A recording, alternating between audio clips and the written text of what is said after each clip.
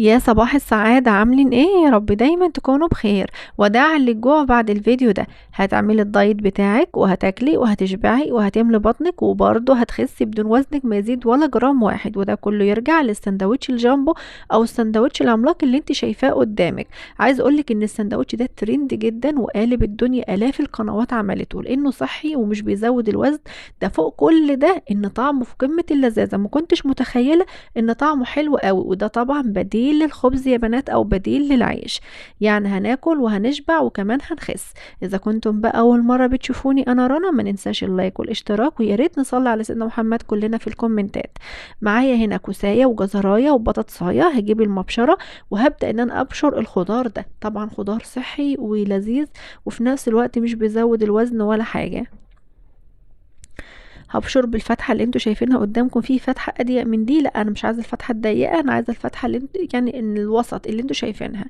بشرت الكوسايه والبطاطسايه والجزرايه، هننزل بقى بيهم في بوله كده وهنضيف شويه اضافات قمر هتدي للسندوتش طعم حلو قوي. معلقتين من الكزبره الخضراء والشبت، بيضتين. طبعا لو عايزين تضيفوا بقدونس تمام مع براحتك.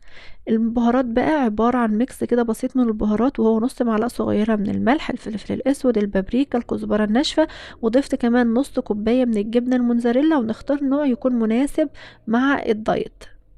هقلب الكلام ده كله كويس. التوابل يا بنات اللي انا استخدمتها يعني ممكن تلعبي فيها براحتك، الاساسي فيها الملح والفلفل الاسود.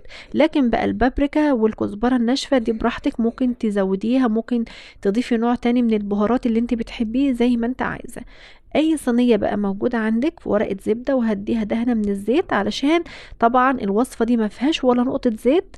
عايزه يعني الوصفه او السندوتش يحمر من تحت، وفي نفس الوقت كمان عشان اضمن ان ما يلزقش في ورق الزبده. هنا هفرد بقى الخضار بتاعنا كده كويس على شكل مربع، بحيث ان انا اقدر الفه سندوتش بعد كده.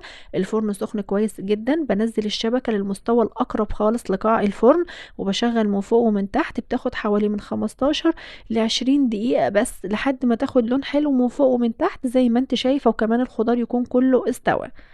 هبدأ بقى ان انا اقلبها بالشكل ده واشيل ورق الزبدة. هنا بقى الحشو اختياري، انتوا ممكن تعملي السندوتش ده كل يوم وتبدلي في الحشو عشان ما تزهقيش. وطبعا السندوتش ده يا بنات بديل للخبز، مش هناكل خبز ولا اي حاجة، وبالذات ان الفترة الاخيرة الكل بيتكلم على الدقيق الابيض وانه مضر وكذا، فوداعا بقى للخبز بعد النهاردة. انا ضفت هنا جبنه قريش وخس، كزبره وشبت اخضر، خيار، بيض، زي ما تحبي بقى. ممكن تضيفي تونه، فراخ مشويه، لحوم مشويه، اي حاجه انت حباها وبتعامله الدايت وعايزه ان انت نفسك تاكليها، بس طبعا تكون حاجات صحيه، ويا ريت تكون مشويه ما يكونش فيها اي زيوت. طبعا السندوتش ده عملاق، عايزه اقولك مستحيل تقدري تاكلي السندوتش ده كله. زي ما انت شايفه قد ايه، يعني انا ما اقدرش امسكه بايد واحده، ده انا عشان اشيله كده بشيله بايديا الاتنين. فهو نصه تقريبا كفايه، هيشبعك وهيزيد منك كمان. ممكن بقى تعمليه كل يوم، مش هتحتاجي للرز ولا المكرونه ولا الخبز، وتغيري في الحشو اللي انت حباه. شايفين قد ايه حجمه؟ انا فعلا النص لوحده بمسكه بايديا الاتنين عشان اقدر امسكه، وطعمه لذيذ جدا. هتاكلي بقى بعد النهارده كل يوم وهتشبعي ومن غير وزنك ما يزيد ولا جرام. اتمنى ان الفيديو بتاعي يكون عجبكم واستفدتم منه. ما تنسوش اللايك، وريت تقولوا لي في الكومنتات بتتابعوني من اي بلد، يمكن نعرف بعض ولا حاجه. اتمنى السعاده والتوفيق للجميع. هسيبكم في رعايه الله، والسلام عليكم.